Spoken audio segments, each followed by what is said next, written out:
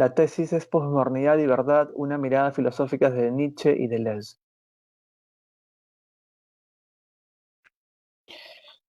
Hay tres cuestiones capitales que conforman la columna vertebral de esta tesis.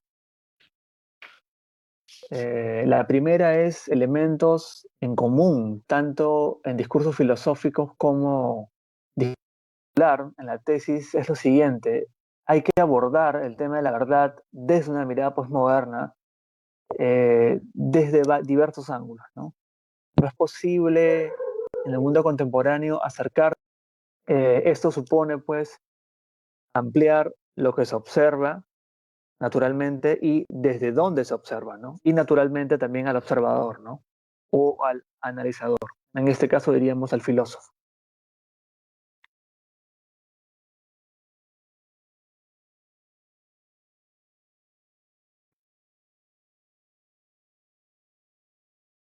El tercer elemento muy importante es recuperar, a propósito de Nietzsche, el componente subjetivo, ¿no? E interpretativo, ¿no? Eh, Al tratarse, pues, de la verdad dentro de un contexto postmoderno o contemporáneo, diríamos, eh, hay que insistir sobre el componente subjetivo, el componente interpretativo, ¿no? La labor hermenéutica, ¿no? Diríamos, hay que objetivar la subjetividad y desobjetivar, sí, desobjetivar la objetividad, digamos, ¿no? O subjetivar la objetividad también. Eh, Esto supone, pues, encontrar elementos naturalmente que no estaban previstos y se van construyendo sobre la marcha del propio análisis también. Eh, no es, diríamos, si partimos de algo claramente establecido o de un modelo filosófico, digamos, eh, que no facilita, si quieren, lo interpretativo y lo hermenéutico, pues creemos que ahí se podría dar un traspié, ¿no? Y alejarse precisamente de la propuesta, ¿no? De esta tesis. Cuarto elemento, también importante, muy importante, es la información etnográfica. Parte de la tesis tiene que ver con recuperar los discursos, diríamos, informales, los discursos del habla, como no el lenguaje, sino el habla, digamos, ¿no? Las prácticas cotidianas, ¿no? Precisamente porque se ubicarían en las antípodas de lo filosófico y estarían más cerca de lo poético y de lo literario, ¿no? Entonces, el propósito es volver a las prácticas cotidianas y recuperar de ahí, si quieren, una teoría de observación. No, no se trata solamente de corroborar aquello que ya tenemos previamente planeado, digamos, sino sobre la marcha ir construyendo discursos a propósito de lo observado. Eh, Efectivamente, hay que eliminar, el quinto punto sería eliminar estereotipos, diríamos, conceptos previos, prejuicios por parte del analizador, ¿no? Del filósofo, de quien se acerca, ¿no? Porque diríamos pues con Popper que si partimos de ese punto, de una teoría totalmente sólida y una mirada, diríamos, horizontal, eh, es muy probable que encontremos confirmaciones a lo que ya previamente estamos predispuestos a encontrar, ¿no? Y corremos el riesgo de mostrar lo que ha creado el filósofo, el observador, el analizador, en vez de mostrar aquello que se encuentra en la propia práctica. Entonces, la propuesta de la tesis es precisamente recuperar todo eso. Eh, He ahí también la importancia de lo transdisciplinar o lo multidisciplinar también, ¿no? Nuevamente está vinculado a lo anterior también, recuperar toda esta data social, filosófica, poética en el mundo, ¿no? En las prácticas cotidianas.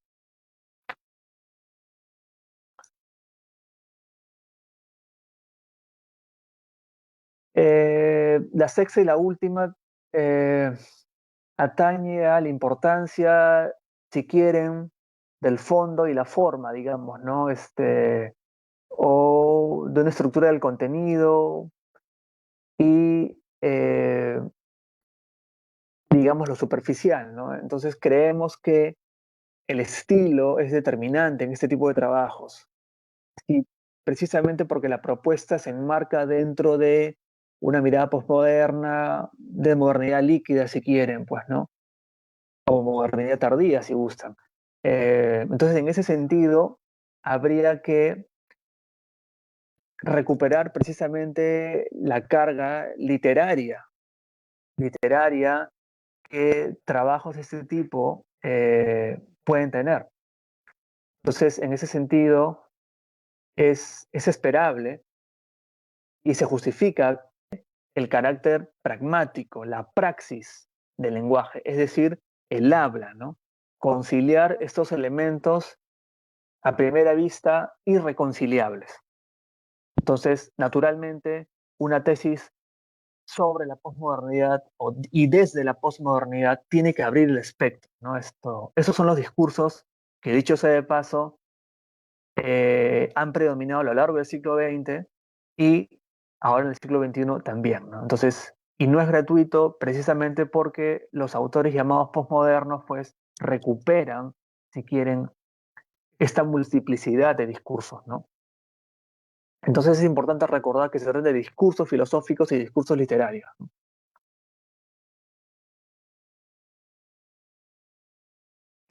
Ahora, un elemento importante también es el habla, es decir, cómo se manifiesta esto, ¿no? La cotidianidad, digamos, ¿no? Esto podría verse, si gustan, como una mirada filosófico-cultural también, pero insisto sobre el habla, ¿no? Que es la puesta en práctica de un lenguaje. Y es ahí, precisamente, donde el usuario estándar del habla, el usuario del lenguaje, es donde apela a recursos poéticos y literarios, ¿no? Pero no por ello alejándose de lo filosófico, ¿no? Y es ahí donde confirmamos, donde hay una mayor carga subjetiva, hermenéutica, literaria y poética, ¿no? Y por supuesto filosófica también, ¿no? Pero el habla nos sirve para corroborar precisamente la importancia de estos discursos pragmáticos y su puesta en uso, ¿no?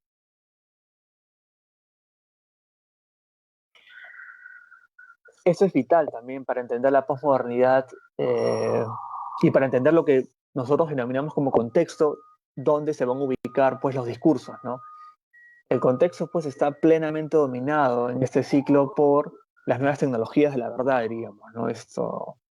Las apariencias, si quieren, los simulacros, vistos de algún modo, ¿no? Las redes sociales, el consumo y la multiplicidad de discursos y lo polisémico también de los discursos, ¿no? No hay una sola interpretación, sino hay múltiples miradas, ¿no? Y por supuesto, la inmediatez de los intercambios, de discursos naturalmente, ¿no? De las prácticas nuevamente, ¿no?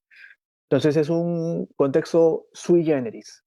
Darle relevancia a estos discursos eh, cuya potencialidad tiene mucho de filosófico, ¿no? Pero insisto, son discursos que a primera vista son vistos como informales, porque lo son, informales y tal vez carentes de un componente filosófico, ¿no? Al mismo tiempo, tampoco se trata de dar una explicación racional a todos esos elementos, porque eso sería pues volver, si quieren, a un modelo moderno, ¿no? Más bien se trata de recuperar racionalidades, ¿no? Y por racionalidades debemos entender esos elementos de práctica que toman distancia, de algún modo toman distancia de la razón, del pensamiento e incluso del lenguaje, ¿no? Hemos llamado a eso frecuencias, ¿no? Frecuencias que, digamos, no necesariamente van más allá del lenguaje, no necesariamente, ¿no? Tal vez están más cerca de lo que creemos, ¿no? pero apostamos por otra lectura, una relectura, si quieren, de estas frecuencias, como decimos, que no entran dentro de una razón y escapan de alguna manera o contrabandean, pues, todo lo que llamamos un sistema lingüístico, ¿no? Y, naturalmente, históricamente, ha sido soslayado por trabajos filosóficos o dentro de los trabajos filosóficos. Efectivamente, la tesis recupera y da pie a una interpretación constante de conceptos, ¿no? La propia noción de contexto es una noción que siempre está, que es mutante, que no es algo fijo, ¿no? La propuesta de la tesis es recuperar precisamente lo que siempre está en devenir o deviniendo, como diría Deleuze, siempre está cambiando. Entonces, en esa medida, el reto de la tesis es reflejar ese conocimiento, esas manifestaciones discursivas que están siempre mutando, que están siempre cambiando, ¿no? Y eso explica también el lenguaje, la mirada posmoderna, lo transdisciplinar y lo hermenéutico también, ¿no? Entonces, el contexto, hay que decirlo, no es un cuerpo fijo, sino es más bien una interpretación y es una creación que se va construyendo constantemente, ¿no? Y claro, al mostrar algo necesariamente ocultamos otros aspectos. Entonces el contexto, por eso decimos, tiene una textura, una porosidad. Efectivamente, se trata pues de rutas que deben tomar los intérpretes, los intérpretes, los transeúntes, diríamos, del habla, los transeúntes, aquellos que transitan, como diría Walter Benjamin, ¿no? Aquellos que transitan, el flâneur, como diría Baudelaire, ¿no? Aquel que transita y va recuperando sentidos y usos sobre la marcha. Entonces, no habrían guiones y tampoco actores fijos, porque eso se va construyendo, ¿no? La construcción de actores y de guiones es constante, ¿no? Hay 4 ejemplos y queremos vincularlos a modo de ejercicio. En la tesis hay otros ejemplos. Tenemos a Lavaux, que es el poeta urbano, marginal, si quieren, que es Tu amor es un periódico de ayer. Borges, de una mirada, pues, literaria, filosófico-literaria, nos dice que el diario es lo más reciente y lo más antiguo el día siguiente, ¿no? Nietzsche se pregunta qué es el amor desde una mirada pues poético-filosófica, una necesidad de salir de sí, ¿no? Y volvemos un poco a ese discurso urbano, ¿no? De la banda colombiana Nietzsche, pues, ¿no? Cuando el tiempo con su manto blanco nos pinta el cabello y se acabe lo bello. A primera vista podríamos decir que la frase de Lavaux y la de Borges tienen muchísimo en común y que más bien la mirada de Nietzsche y la de Nietzsche no tendrían mucho en común, ¿no? Pero hay un hilo conductor entre todas, ¿no? La recuperación de la voz, que es el bardo, hemos dicho, callejero, sin mucho conocimiento libresco, digamos, pero cercano a una sensibilidad de a pie. Borges, una mirada culta de quien poco ha vivido, coincide con el poeta. O sea, los dos son poetas, pero cada uno se ubica en un lugar distinto, ¿no? Nietzsche, pues diríamos, tal vez mucho más trascendental que Borges y Lavaux, digamos, académicamente hablando, ¿no? Y recuperamos, si quieren, esta mirada un poco más, más literaria, si quieren, mucho más poética, ¿no? De la banda Nietzsche, ¿no? Entonces, tenemos este hilo conductor que atraviesa estos 4 autores y estos 4 discursos, ¿no? Pero que a primera vista, tal vez desde una mirada filosófica, no lo tendría, ¿no? Bueno, lo poético efectivamente nace, pues, de lo que está ahí, del latido de la gente, del latido de la calle, ¿no? Entonces, estamos hablando de cómo el poeta apela a diversos recursos estilísticos, aún sin conocerlos, para reflejar algo, ¿no? Y ahí se ubicaría precisamente el Dante, corazón de la tesis. Sí, Dante, disculpa. 4 minutos, por favor, ¿ya? Para gracias, terminar la exposición, ¿ya? Ok. gracias, sí, gracias. Entonces, esto es importante, el trabajo puesta por un abandono de sentidos literales y más bien los laterales, es decir, aquellos que no vemos a los lados, ¿no? De manera literal, hay que entender lo lateral, aquello que está tal vez hacia los lados y no lo vemos por tener esta mirada pues hacia adelante, ¿no? Diríamos esta mirada filosófica, ¿no?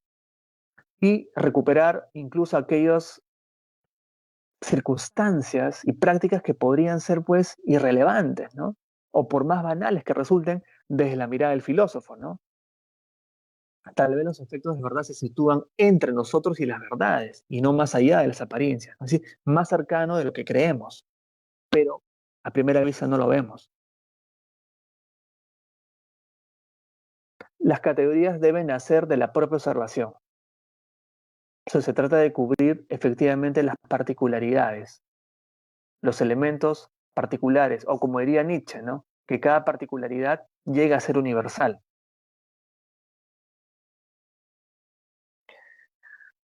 Tenemos en el mundo actual, pues, manifestaciones que se alejan, diríamos, del pensamiento, de la razón y del lenguaje, o que por lo menos ponen en suspenso. Pero el que interpreta, el filósofo, lo va a ver como razón o como algo fijo, ¿no? Pero es una interpretación en realidad, ¿no? Entonces el trabajo recupera estas racionalidades. Tenemos algunas conclusiones. La verdad sería, pues, en realidad, devenires. Si es que acaso hubiese una noción de verdad, tiene que ver con los cambios constantes, no con algo fijo. Y esto supone, pues, no necesariamente alguien que interpreta, ¿no? Porque habrían, pues, múltiples interpretaciones detrás de cada interpretación, de modo que es innecesario buscar una sola, ¿no? El objetivo es una construcción del hombre, efectivamente, y en ese sentido, del mundo, el hombre y todo lo que él crea, es decir, sus propias construcciones también lo serían, ¿no? La comprensión de un discurso literario y filosófico van de la mano, están imbricados. Los medios, pues, potencian este efecto de apariencia, ¿no? Sin duda, ¿no? El lenguaje cotidiano podría reflejar con menos imprecisión, si quieren, estas sensibilidades y realidades de los actores sociales, ¿no? Que normalmente no vemos, pues, pasada por alto, ¿no? Y los usos terminan por imponerse a las definiciones académicas o teóricas, ¿no? Por eso es que el trabajo apuesta por una, digamos, el surgimiento o hacer notar aquello que surge de la propia práctica, ¿no? Hay que unir elementos que aparentemente no tendrían relación con la verdad para entender la tesis, ¿no? Y los discursos filosóficos abren, abren elementos para interpretar la teoría y la práctica. No es algo aislado de la práctica, el discurso filosófico, sino está en lo urdimbre de lo social. Muchas gracias.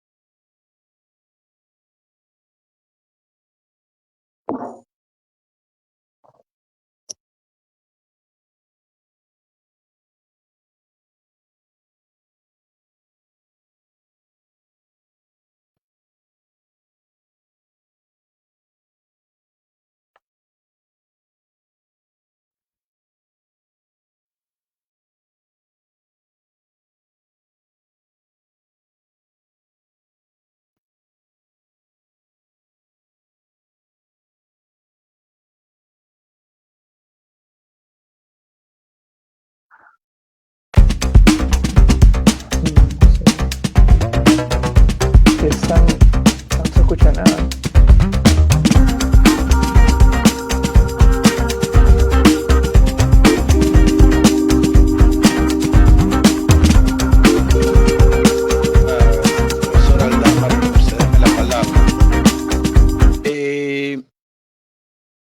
Yo quisiera resaltar la actitud de Christopher por querer recuperar, como él dice, recuperar estos otros discursos, ¿no? Estos otros tipos de discursos. Me parece muy importante porque es cierto también que en algún momento la propia filosofía ha caído en este tipo de arrogancia, de creerse o de considerarse el discurso privilegiado, el discurso serio. Rorty tenía toda una serie de argumentos contra esas miradas arrogantes de la filosofía. Claro que Rorty se dirigía específicamente a la filosofía analítica. Eh, entonces sí, hay un tipo de filosofía que ha sido muy arrogante en este intento de considerarse demasiado seria. Quizá estas filosofías que han sido dominadas por una pretensión de objetividad, por una pretensión de método, hay algunas filosofías a las que podría achacarse eso. Y creo que el intento de la posmodernidad por tratar de aproximarse a aquellos aspectos de la filosofía que han sido dejados de lado me parece también resaltable. Me parece interesante la lucha que emprende Christopher porque intenta justamente recuperar eso, lo mejor de ese argumento posmoderno, ¿no?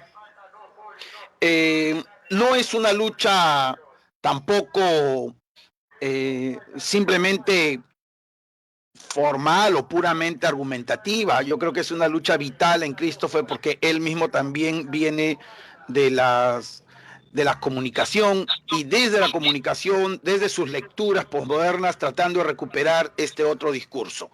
Hasta ahí yo resalto enormemente el trabajo de Christopher.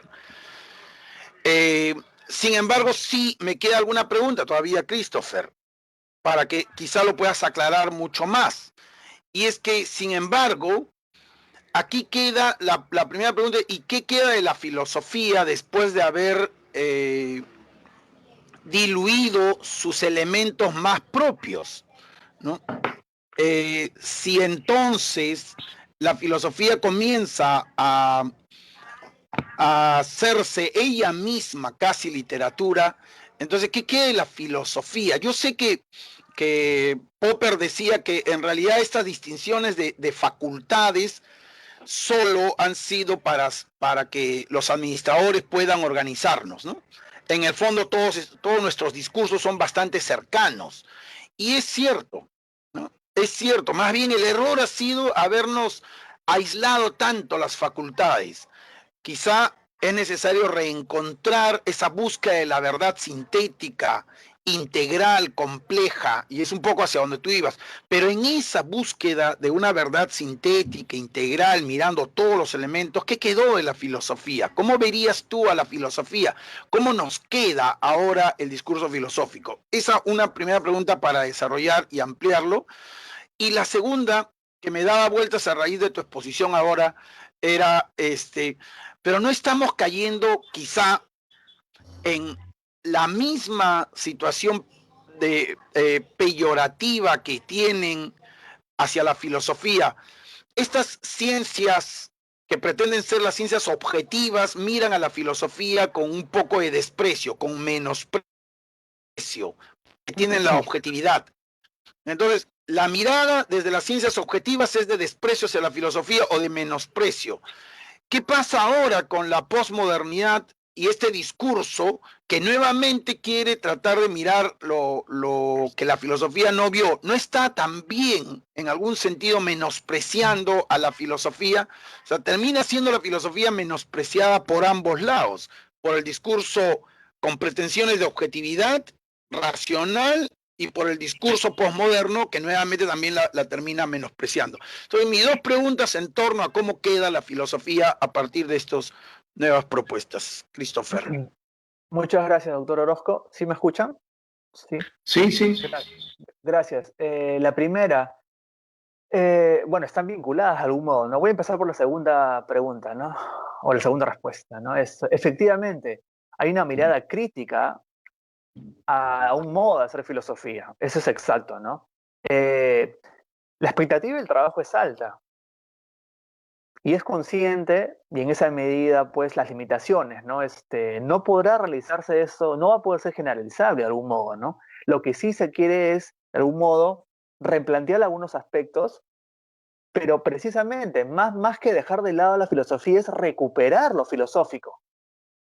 Claro, porque lo filosófico más bien está en todo. Es la propuesta de la tesis. Está incluso donde no lo estaría, es decir, en discursos urbanos, en discursos estéticos, marginales, ¿no? Entonces, en ese sentido, más bien, la tesis recupera todo lo filosófico, pero naturalmente amplía un poco el espectro, ¿no? Ahora, este trabajo, pues, es un trabajo crítico, eh, tal vez la valla es demasiado alta. Y siendo más realistas, es muy probable también que pase por alto, que sea pasado por alto, ¿no? Entonces, en ese sentido, tal vez sí quisiera alentar trabajos similares. Y lo deseo que se alienten trabajos similares. Y en esa medida, pues, no es el final de esto. Sí, luego de tamizar todo, los análisis, el trabajo y otras miradas, se podría concluir que el trabajo a lo mejor no tiene tanto valor como el que pretende, que es demasiado pretencioso. Habría que replantear el trabajo entonces. Entonces es algo abierto en realidad. No está acabado esto. Más bien es un diálogo constante, ¿no? Que más bien confirma que la filosofía está viva, precisamente. Gracias.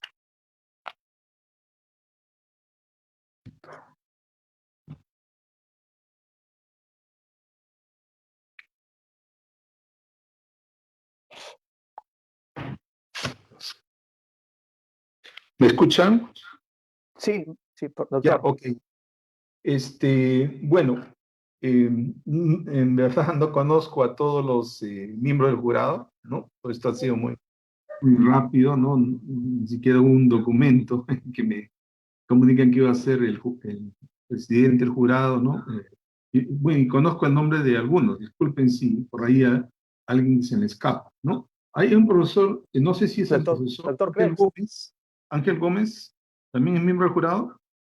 Sí, Sí. sí, sí, aquí estoy. Entonces vamos a cederle la palabra para que haga las preguntas que considere pertinente, ¿no? Luego de la intervención, pues, del asesor, ¿no? Bien, profesor Ángel Gómez, usted tiene la palabra. Gracias, doctor Aldama. Gracias, Christopher, por tu presentación. Y un Buen día. saludo a todos los miembros del jurado. Yo, una primera pregunta que quisiera plantearte, Christopher, es, yo he entendido que en tu tesis tú tratas precisamente de revalorar el discurso filosófico y mirando a las calles, mirando a, digamos, lo urbano, como tú acabas de decir, ¿no? Mirando más allá de lo tradicional. Eh, y en esa medida recordaba un poco, simplemente a modo de notita de pie de página, la idea que tenía Platón cuando diferenciaba la doxa del episteme, ¿no? El mundo de la mera opinión, de la mera expresión, que él no lo reconocía como filosófico, sino que más bien pasaba al mundo de la episteme, que ese es el mundo de donde en realidad hay rigurosidad, hay análisis, hay reflexión. Y entonces, bueno, yo lo que veo que tú más bien quieres decirnos que también en el mundo de la opinión, esa dimensión es de la doxa, allí también hay filosofía, ¿no? Ya eso me lleva a una primera pregunta. ¿Qué entiendes por ese discurso, por cuál es la naturaleza de la filosofía para ti en realidad? Yo creo que cuando tú dices que yo puedo suponer que tu orientación es eminentemente siguiendo a Deleuze como la filosofía como algo rizomático, ¿no? Como un discurso constructivista, interpretativista, ¿no? En esa medida, esta filosofía que solo interpreta, buscando los discursos filosóficos que están allí más allá de lo convencional, ¿no crees que pierde de vista esta dimensión crítica, incluso la crítica social? Tú has señalado a Pierre Bourdieu, por ejemplo, y la importancia yo valoro y considero, sin embargo, que la filosofía, su potencial está en esta crítica de estos discursos, ¿no? Pero claro, pero eso supone siempre, de alguna manera, una orientación normativa, propositiva, no impositiva, obviamente, ¿no? Entonces, yo creo que en tu propuesta se pierde de vista este potencial filosófico de la crítica social, de la crítica precisamente a los discursos que tienen que ver no solo con interpretación, sino con argumentación de propuestas. Eh, yo siento que tú tienes un temor de ir por ahí, de rescatar, de revalorar esto, porque consideras simplemente que todo lo que se pueda decir en el arte es filosófico. Yo no sé si podríamos partir ya de ese presupuesto.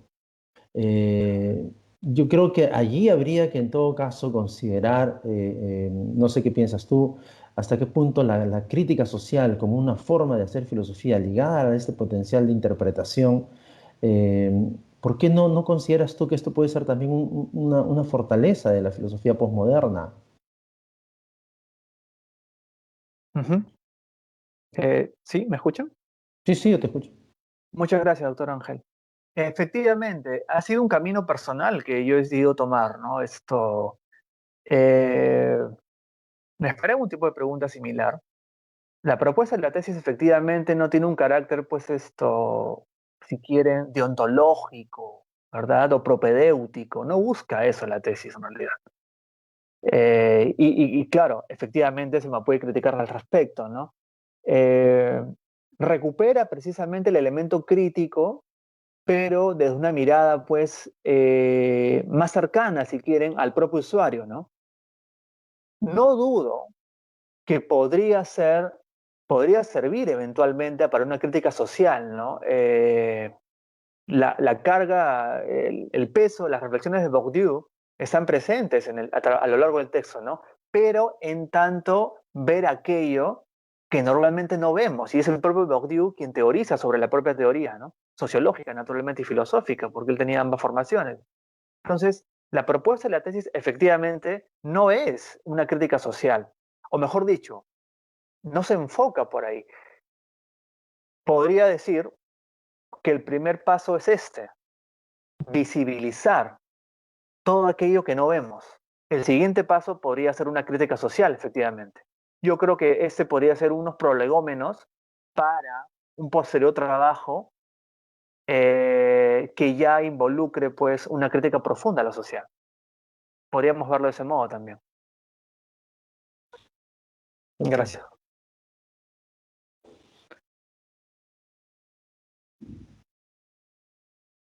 El doctor Krebs, me parece.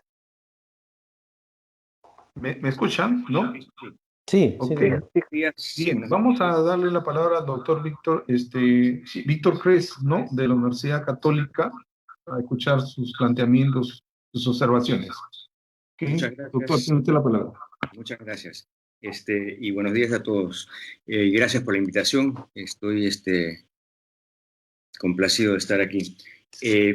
Christopher, yo tengo en realidad una afinidad muy grande con lo que estás haciendo. Comparto contigo la inquietud acerca de cómo la filosofía tiene que encontrar su lugar dentro de la cultura popular. Me parece que eso es esencial, sobre todo en la época que estamos viviendo. Eh, o sea, la filosofía del lenguaje ordinario que apenas mencionas un par de veces a través de Austin, me parece a mí que es muy parecido a lo que tú estás proponiendo.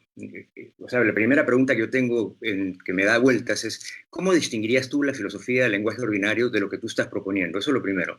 Que va a la pregunta que hemos estado haciendo todos, ¿qué cosa es lo que entiendes por lo filosófico? ¿No? Porque yo estoy de acuerdo contigo en que lo filosófico no puede ser este dogmatismo, ¿no? Esta tradición de ciertas verdades que ya son establecidas. Pero entonces, ¿qué cosa es lo filosófico? ¿Qué cosa es eso filosófico que tú dices que está en el background reprimido? ¿Qué cosa sería eso? Porque llega un momento en el que yo estoy de acuerdo contigo, pero tengo la misma problemática es mía. ¿Cómo distinguir, por ejemplo, lo que hace el poeta de lo que hace el filósofo? Uh-huh. ¿No? O sea, porque lo que tú estás diciendo es, queremos que el filósofo sea poeta.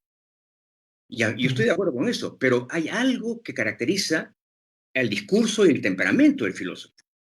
Entonces yo quiero saber cómo es que tú ves esa diferencia. Yo pienso, por ejemplo, en Wittgenstein, ¿cierto? En Wittgenstein la filosofía tiene una vocación terapéutica. O sea, lo que reconoce la filosofía es que en ese dogmatismo que tú estás criticando hay una patología. Y quizá patología hay que descubrirla una y otra vez. Esa es la labor del filósofo. Es un terapeuta, ¿no es cierto? ¿Para qué? Para poder dejar lugar para que surja la poesía y la literatura, ¿no? Déjame terminar y luego te doy la palabra para que digas lo demás. Y la otra pregunta que me queda es con respecto a las tecnologías de la verdad que llamas, ¿no? A este espacio virtual en el que nos encontramos ahora con las redes sociales, con la forma como la verdad se disuelve, ¿no? En la verisimilitud, como tú dices, ¿no? Me pregunto si es que tú ves eso como algo que podría ayudar o que más bien le resta al esfuerzo que tendría que hacer el filósofo. Porque hay ahí un cuestionamiento acerca de lo que es el concepto de la verdad, ¿no es cierto? Y la utilidad de la verdad y el lugar de la verdad. Si es que hay tantas interpretaciones, ¿qué lugar ocupa ya esa verdad de la que habla el filósofo tradicional? Y bueno, y hasta qué tan lejos puedes ir con eso sin llegar a un relativismo total, ¿no? Que tal vez eso no sería un problema también. No sé, esas son algunas de las inquietudes. Tengo un montón de preguntas que había planteado aquí muy prolijas y decisivas, pero me parece que lo primero que quisiera es preguntarte eso. Perfecto, muchas gracias. Voy a empezar por la segunda. Quisiera responder la segunda. Efectivamente, hay una crítica hacia este sistema tecnológico imperante, sin duda, pero no hay una mirada, pues, en el sentido de hay que abandonar todo eso, ¿no? Tampoco de recuperar necesariamente un modelo moderno, diríamos, alejado de todo eso, ¿no?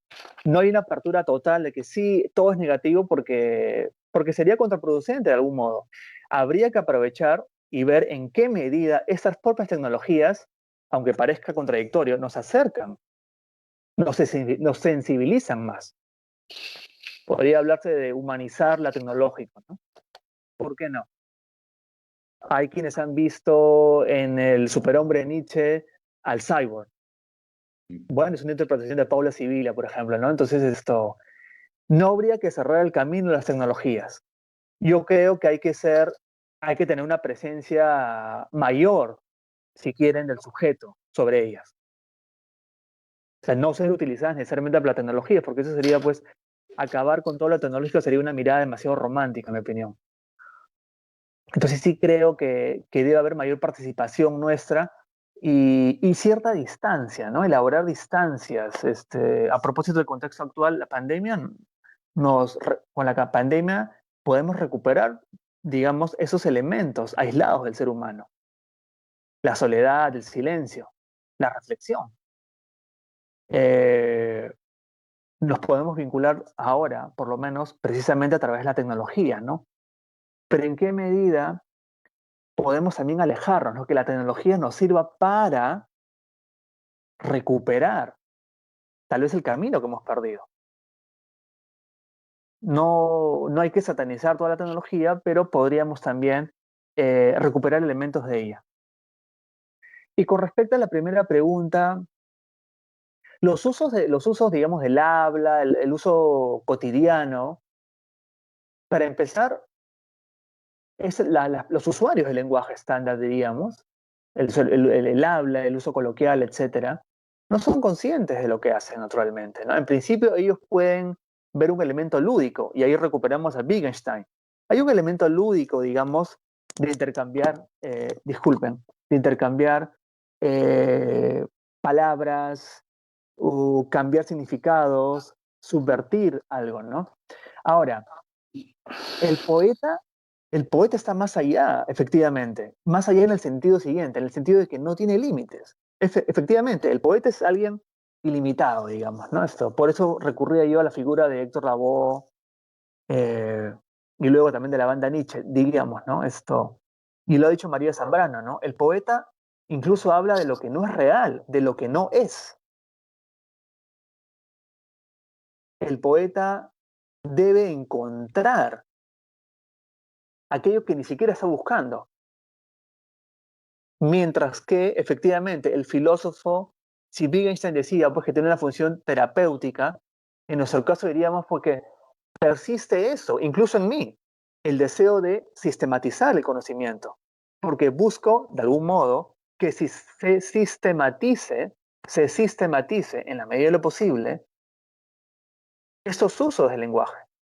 Entonces, en el fondo, sigo yo trabajando también como un filósofo, moderno si quieren, porque busco recuperar la sistematización, pero dándole cierta flexibilidad al componente subjetivo y también al interpretativo, ¿no? Sí, es importante, a propósito de la pregunta, incidir sobre lo siguiente. El poeta callejero, el poeta urbano, etcétera, la manifestación estética,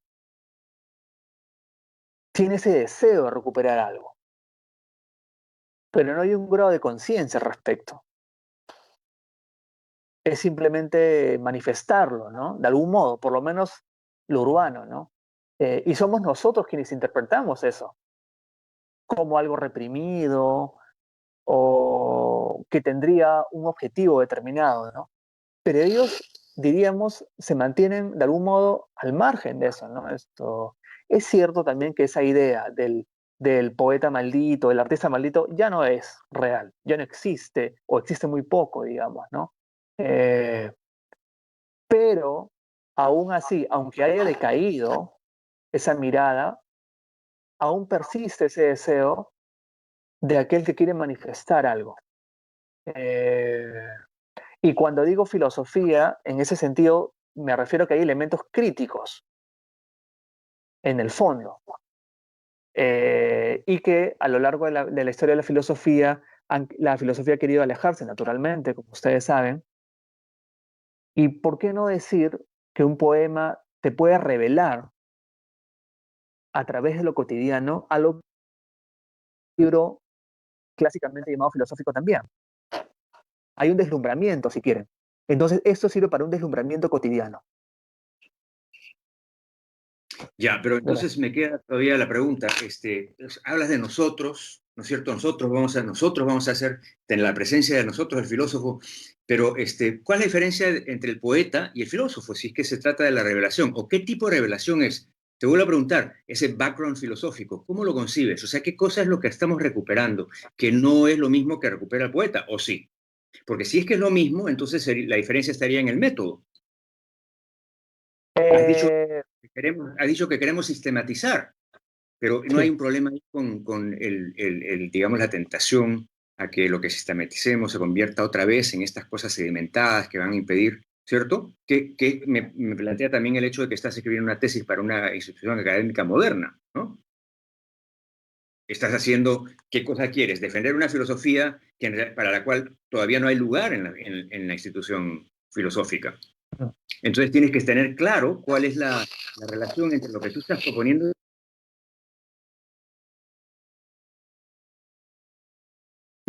Entonces vas tan lejos como decir sistematizar, y por otro lado te quieres apartar tanto que te quedas con el poeta. Entonces yo pienso que tiene que haber un punto intermedio, ¿no? Que defina una tarea específica para el filósofo y un contenido que el filósofo está tratando Si no, entonces, no, ¿para qué hablar de filósofos? Hablemos más bien de, qué sé yo, de personas sensibles a la cultura, ¿no? Que podría ser cualquiera. Sí, efectivamente, el filósofo, efectivamente, sí, y por eso hablé en plural. El filósofo debe flexibilizar la mirada para acercarse a comprender al poeta, ¿no? Sí, puede parecer contradictorio esto, ¿no? Pero finalmente yo soy, digamos, el experto, quien hace la tesis y quien miro, pues, lo urbano, y finalmente corro ese riesgo de caer en lo que yo mismo menciono. Sin duda, claro. Lo que yo tengo claro es lo siguiente, que el filósofo debe flexibilizar sus áreas de estudio y sus miradas. La poesía tradicionalmente es vinculada a algo pues improvisado, poco sistemático, poco racional. Efectivamente. Y si acercamos un poco, o si, por utilizar una metáfora fílmica, utilizamos un zoom in a esas áreas, podríamos encontrar valores filosóficos dentro de los discursos, ¿no? En la medida en que son críticos y que la filosofía, pues, hay que decirlo, y, de larga data, digamos, se ocupa de criticar el mundo, ¿no? Entonces, esta mirada crítica viene desde lo filosófico. Es muy probable que las propias personas que manifiestan esos discursos ignoren todo eso. Naturalmente, entonces yo como analizador, desde una mirada filosófica que trata de ser no tradicional, busca acercarse a eso, ¿no? Y claro, al sistematizarlo, efectivamente, puedo caer en lo que yo mismo busco criticar, efectivamente. Ese es uno de los retos de la tesis. Pero me gusta lo que respondes, me parece que es justamente el camino que tiene que ser, ¿no? El mantener la atención, ¿no? O sea, el ver esto como una especie de fármaco. Estás entre ¿no? el veneno y el remedio. Tienes que mantenerte ahí para que pueda funcionar. Pero sigues hablando de lo filosófico y no me dices qué cosa es lo filosófico. O sea, ¿qué cosa es lo que el filósofo está rescatando? El componente crítico y de irracional, pero no como lo vería un filósofo moderno, sino, insisto, porque el filósofo moderno lo va a ver, pues, que eso no existe. La posmodernidad de plano no existe, y por lo tanto esas sensibilidades tampoco existen. Entonces, este aparato racional, que tiene que ver con la generación, con lo que uno ha leído, con su propia exposición de uno, lo que no ha cambiado, y es sobre lo que yo insisto, es el elemento crítico. La filosofía tiene que seguir mirando críticamente todo lo que ve. Debe seguir cuestionando necesariamente. Ya, No cambiado. Ya, o sea, estoy viendo mejor lo que he visto ya en la tesis. Pero te quería hacer una última pregunta entonces en función de la crítica, porque la crítica filosófica ha estado dirigida en cierto sentido a encontrar las esencias de las cosas, ¿no es cierto? Queremos definir, queremos llegar. Esta crítica también está buscando eso, porque esa es la crítica que me parece que estamos dejando a un lado. Y si es que es la que queremos dejar a un lado, ¿cuál es la crítica que la reemplaza? ¿Cuál es la crítica que queremos proponer? O sea, hay un temperamento distinto, hay una actitud distinta en la crítica, tal vez esa es la diferencia, y eso tal vez también cambia el objeto que tiene esa crítica. Definitivamente tiene que haber un acercamiento distinto. Definitivamente, que tiene que ver nuevamente con un proceso de sensibilización de los discursos. Sí, efectivamente, la actitud del analista, del filósofo, del crítico, debe ser distinta. De plano no debe ser de menosprecio de estos discursos. Y tiene que ver con nutrirse de esos discursos, ¿no? Y ver en qué medida lo que nosotros a priori creemos no encontrar sí podría tener elementos filosóficos, digamos, un poema, un graffiti, etcétera, ¿no? Sí, definitivamente tiene que haber una cuestión actitudinal de acercamiento también. Sí. Gracias. Gracias. Bien, ¿me escuchan, no? Sí, Ángel, perdón, doctor Aldama. Sí, bueno, le cederíamos la palabra a Franklin Ibáñez, por favor. Franklin Ibáñez. El doctor Franklin Ibáñez. Sí. ¿Está Franklin? Buenas tardes. Sí, buenas tardes. Buenas tardes. Perdón. Voy a poner un poco de luz acá. Ok. Buenas tardes. Saludos a todos. Perdón, ingresé un poco tarde y no dije buenas tardes adecuadamente. No hay problema. Buenas tardes a todos. Christopher, he estado leyendo con mucho interés la tesis y más aún esta discusión, porque se reflejan muchas dudas que yo tengo, ¿ya? A ver, lo que encuentro de más valioso en el trabajo son la investigación alrededor de autores que has tenido, ¿no? Estos dos puntos claves y que se nota que les están dando mucha vuelta a los argumentos, además con aplicación a elementos de la cultura contemporánea, ¿no? Salsa, cine, poesía. Eso lo veo muy valioso, digamos, eso me parece lo más rico, rescatable y todo. Luego, hay un tema de prosa que me interesa mucho. La manera en que has escrito la tesis tiene que ver con lo que quieres defender, ¿no? O sea, el lenguaje expresa también el argumento, no en el contenido, sino en la forma, ¿no?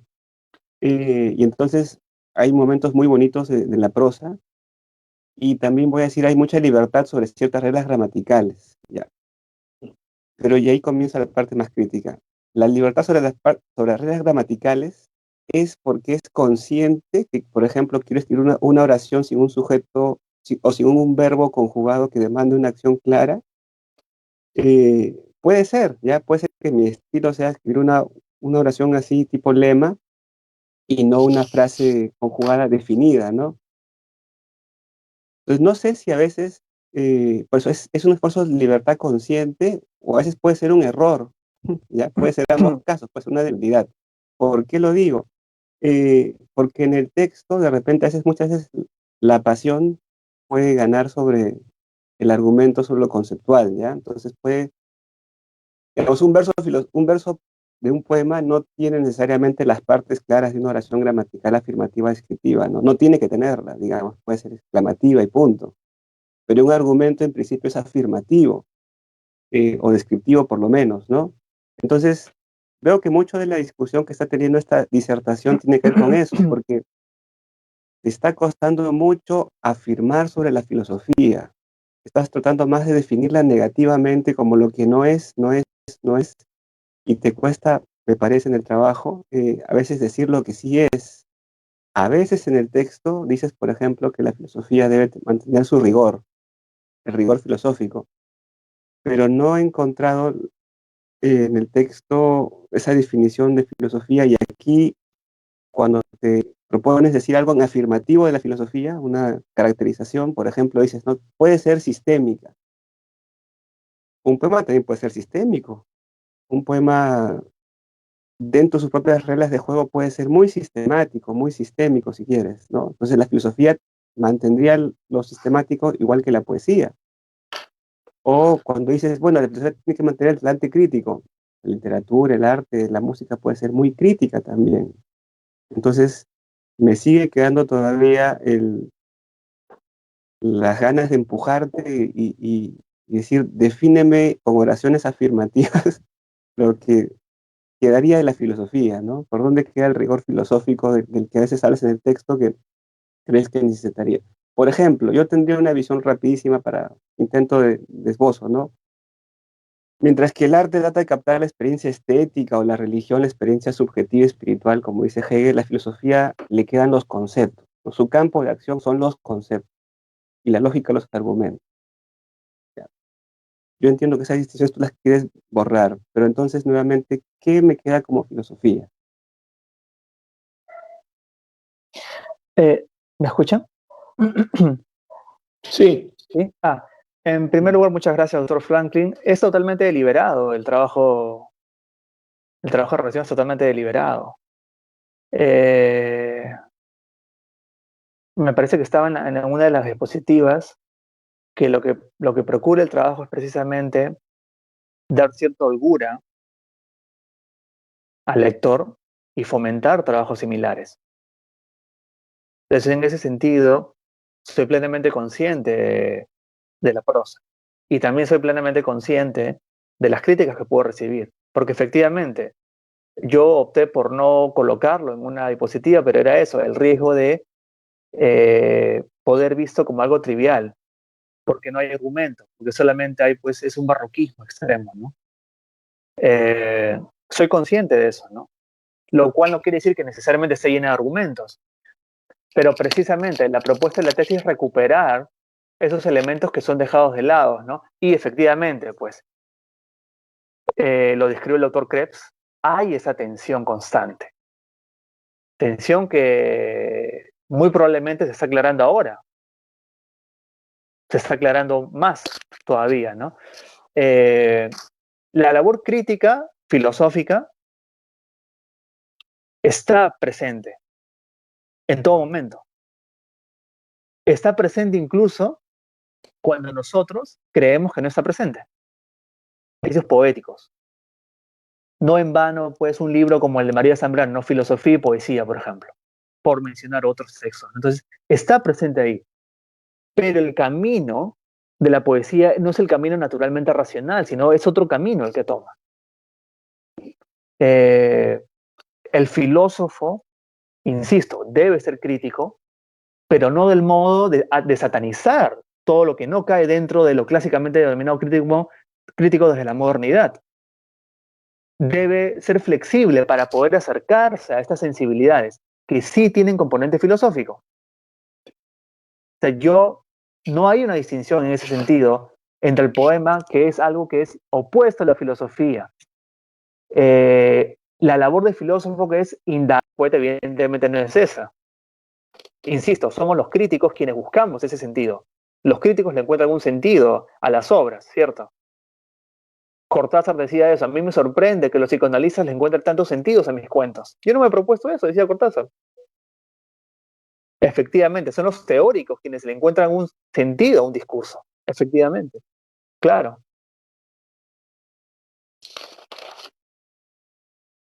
Y creo que eso es difícil de afirmar, es explícito, contra el esencialismo, ¿no? Es totalmente... ¿No se escucha bien? ¿No me escucha bien, Christopher? Se fue, escuché hasta conozco de Platón y es difícil afirmar, hasta ahí se quedó. Sí, y la filosofía de la ciencia, bueno, por ejemplo, en el caso de Bunge habla de una especie de etapa juvenil, pero ya la filosofía de la ciencia adulta, a partir de los años 30 del siglo XX, ni hablar, no hay ahí una postura esencialista, ¿no? Popper critica abiertamente el esencialismo, ¿no?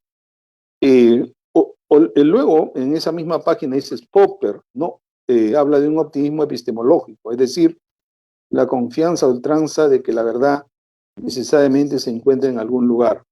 En otras palabras, que ella se da la condición imprescindible de inicio de todo conocimiento. Pero más bien Popper dice algo distinto, ¿no?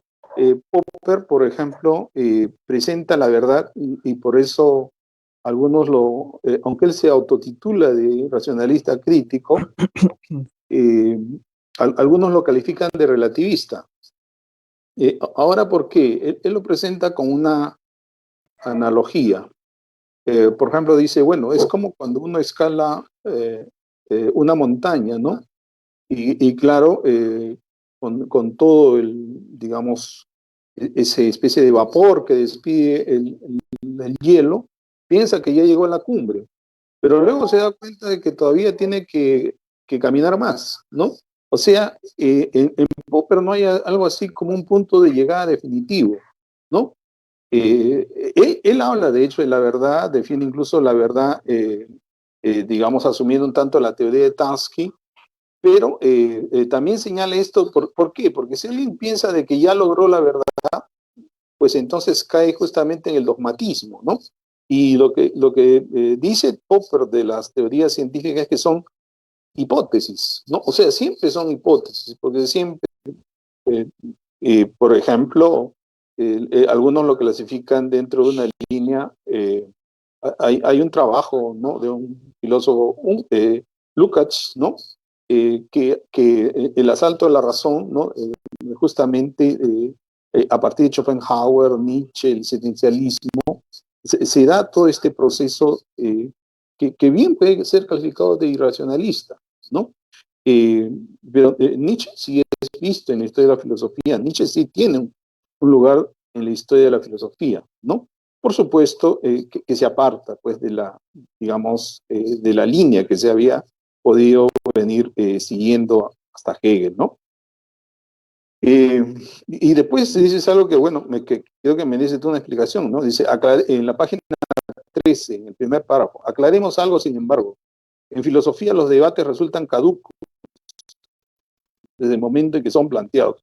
Pero es justamente cuando se plantea un debate, ¿no? Como por ejemplo ahorita tenemos todo un debate, toda una serie de ponencias sobre el COVID-19 desde la filosofía. O sea, ¿cómo podrías tú decir, ya esto ya se acabó cuando precisamente está empezando, ¿no? O en la misma página 13, en el segundo párrafo, dice, en suma, la única manera de abordar una cabal comprensión epistemológica y hermenéutica de la verdad en filosofía en el contexto contemporáneo es desde la posmodernidad. Como que no te traicionas a ti mismo porque si hay algo que tú, digamos, ves, ¿no? En la filosofía académica tradicional, es que justamente tiene el problema de ser totalizador, de reduccionista. Pero en el momento en que tú dices, la única manera de abordar abordar una cabal comprensión, ¿no? Epistemología, un modelo medieval es que simultáneamente en el tiempo se han dado distintas nociones de verdad, ¿no? Alguien a quien yo te sugerí que leas, que me parece que hubiese sido bastante importante en tu trabajo, pero tú lo colocas como filósofo prácticamente tradicional, es Martin Heidegger, ¿no?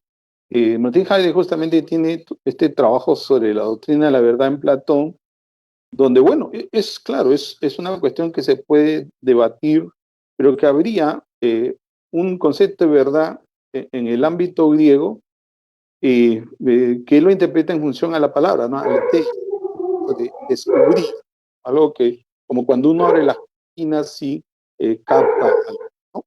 Y que en buena medida coincide con la noción de verdad del cristianismo, ¿no? O sea, la noción de verdad del cristianismo es la de la revelación, ¿no? El logos que se muestra, ¿no? Y justamente esa idea de la teoría de la verdad por correspondencia, ¿no? Entre lo que hay en mi mente y lo que hay fuera, ¿no? En verdad la definición de la teoría de la verdad como por componencia es propiamente de Tomás de Aquino, ¿no? Aunque, por supuesto, por ejemplo, Heidegger lo remonta hasta Aristóteles, ¿no? Entonces, no es como que, bueno, los griegos tenían una idea de la verdad, no sé, tenían cierto poder, en verdad era muy poco, porque bueno, si bien los griegos son brillantes, Macedonia termina dominándolos, Roma termina dominándolos, ¿no?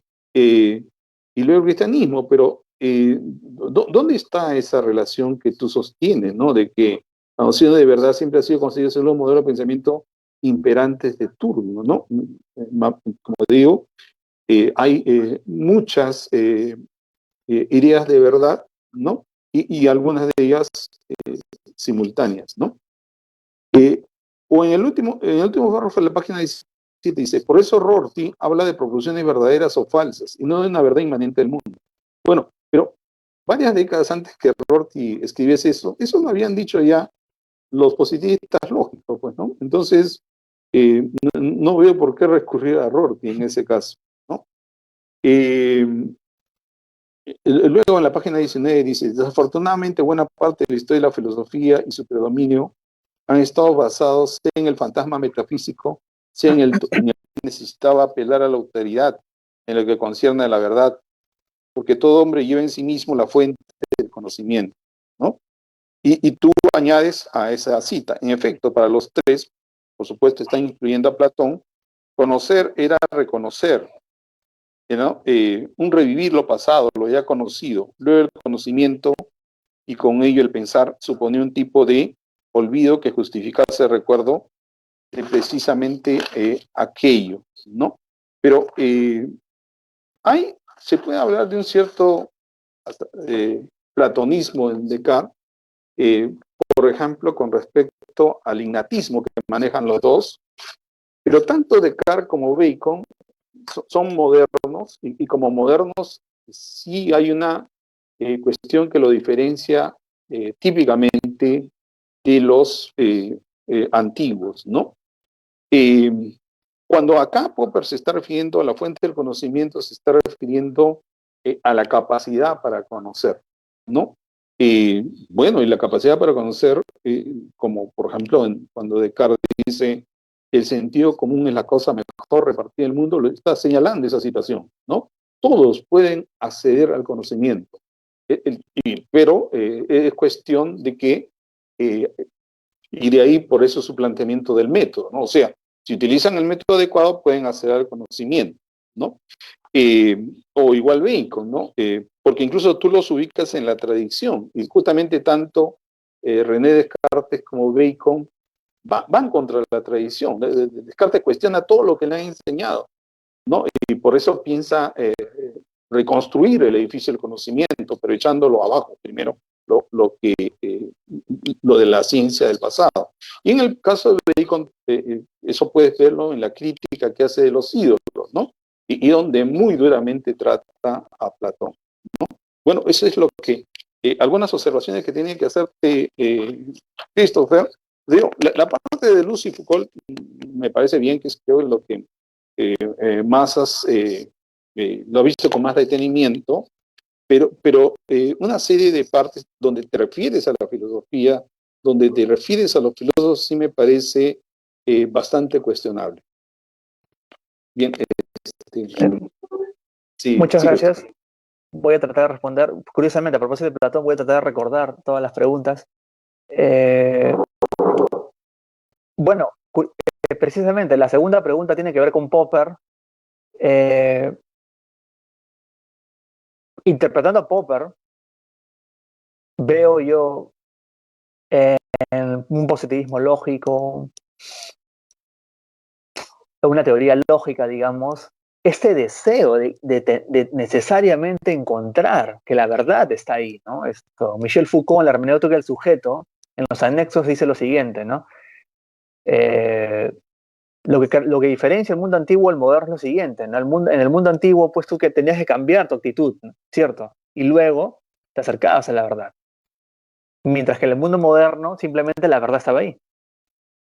Estaba ahí, ¿no? Entonces, cuando yo digo que un positivismo lógico, una lógica, o digamos, la parte más dura, si quieren, conceptualmente, de la filosofía o de la filosofía y la ciencia, tiene una herencia platónica, lo que trato de decir es que, en buena cuenta, ellos dan por sentado que hay algo ahí que van a encontrar, un a priori, digamos. Entonces, antes de la experiencia, ya saben que van a encontrar algo. De lo contrario, no se embarcarían en esa búsqueda que luego van a buscar, van a querer encontrar precisamente, ¿no? O como diría Popper, pues, encontrar confirmaciones o corroboraciones para aquello que ya pensaban previamente, ¿no? Y eso responde también, a mi modo de ver, la segunda referencia a Popper, porque es precisamente el texto de conjeturas y refutaciones, que es un poco asumir, el optimismo epistemológico es asumir precisamente que voy a encontrar algo. Voy a encontrar algo porque hay algo ahí afuera, necesariamente, ¿no? Y curiosamente ahí entra Rorty, pues, ¿no? Porque Rorty rompe con eso, y por eso me parece que la cita de Rorty es precisa porque no es eso, más bien te dice él, el lenguaje te remite al mismo lenguaje. La proposición no te dice nada del mundo, no te dice que el mundo sea verdadero o falso, te dice que la proposición es verdadera o falsa, te dice Rorty. La otra pregunta, si la memoria no me falla, es sobre que, claro, lo que trato de decir siempre han habido, si bien es cierto, han habido miradas múltiples de la verdad, que eventualmente no se han yuxtapuesto, pero no hay una sola, un solo discurso. A lo largo de la historia de filosofía, han habido discursos dominantes. Eso es lo que trato de decir. Y por eso lo menciono, ¿no? Que es algo, pues, conocido, ¿no? El mundo antiguo, directa a Popper, tiene que ver con la primera interrogante. Es decir, dar por sentado, si bien Descartes pues fue crítico un poco, da por sentado que hay algo, que vamos a encontrar, que hay un conocimiento. Mientras que la mirada posmoderna es no que hay un conocimiento, sino que diríamos, a lo mejor nos han hecho creer que hay una verdad. Y nos han hecho creer que hay un conocimiento, ¿no? Y claro, ya en el siglo XX y en el siglo XXI hay que ver otras posibilidades, ¿no? Me parece que son todas las preguntas, de repente se me ha ido alguna, no estoy seguro, disculpe. Ya, Christopher, pero fíjate. Disculpe, me faltó lo de ontología y metafísica, pero no importa, Sí, disculpe. Ya, mira, imagínate, pues, en el plano de un científico, ¿no? O sea, cuando un científico investiga, tiene que desde ya asumir que va a llegar a un puerto, ¿no? Porque si no, ¿para qué estés investigando, no? Entonces, justamente la filosofía de la ciencia se vincula a ese tipo de perspectiva, pues, ¿no? Yo entiendo, ¿no? Yo entiendo, la perspectiva de un artista no tiene por qué ser la verdad, al contrario, puede generar una especie de, digamos, de algo que sea totalmente ficticio y que parezca, sin embargo, muy, muy verdadero, ¿no? Pero son perspectivas, pues, ¿no? Y eso no significa caducidad, ¿no?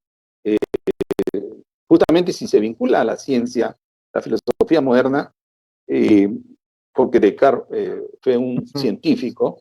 Bueno, Bacon era un abogado, pero habló sobre la ciencia, ¿no? Lo criticó mucho Aristóteles, pero hay es esa perspectiva, pues, ¿no? Es decir, no está mal buscar la verdad. El problema es cuando se cree que se tiene la verdad. O se tiene cuando se cree que se tiene la verdad, ese es realmente para mí el problema, ¿no? Porque entonces puedes convertirte en un fanático, ¿no? Creer de que tú tienes la verdad, ¿no? Y que tienes que imponerla, ¿no? Entonces creo que es una perspectiva, ¿no? Bueno, no sé si quieres contestar algo. Yo quería hacer un comentario final. Sí, No, sí, sí, adelante. No, solamente quería agregar, si me permite, sí, doctor claro. Aldama, que efectivamente, y creo que se ha mencionado de algún modo a lo largo de esta conversación, debate, etcétera, polémica, de algún modo yo también me yergo como el analizador, pues. Claro, desde el momento en que hago eso, yo mismo puedo hacerme harakiri, digamos, ¿no? Entonces, pero en el fondo lo que pretendo es, ¿no? Que es la sociología que busco recuperar, es básicamente esto. Bourdieu dice dos cosas. Los filósofos deben leer más novelas, dice Bourdieu. Y dos, la teoría debe nacer de la misma práctica, de adentro hacia afuera. Pero por supuesto, eso implica pues un trabajo hermenéutico y subjetivo mayor de lo que normalmente pone en práctica un filósofo, digamos, ¿no? Eso, sí, yo lo entiendo eso, ¿no? Entonces esto, sí, lo entiendo. Bien, gracias, Christopher. Bueno, sí, el comentario final, cuando vi la tesis, ¿no? Sabía, conocía en algo tu tesis, pero me vino esto a la mente, ¿no? En verdad, quien debería estar aquí es Zenón de Paz y no yo, dije, ¿no? Porque creo que él hubiera tenido una participación más, quizás, o sea, refiriéndome a mi persona, ¿no? Más apropiada, ¿no? Porque justo Zenón tiene su tesis de doctorado sobre Borges, ¿no? Y digamos, se maneja una manera más cercana a lo que tú planteas, ¿no? O sea que me sentía un poquito como un evangélico, pues, en una sesión espiritista, ¿no? ¿Qué hago acá? Pero bueno, es un comentario al margen, ¿no? Bien, pues muchas gracias por tu sustentación, ¿no? Vamos a pasar a la deliberación. Entonces, Sí, señor Dan, ya pedirle... Entiendo que Adam me va a retirar o bloquear. Sí. Sí, sí, no sé cómo es esto, ya el señor Dan nos estará orientando,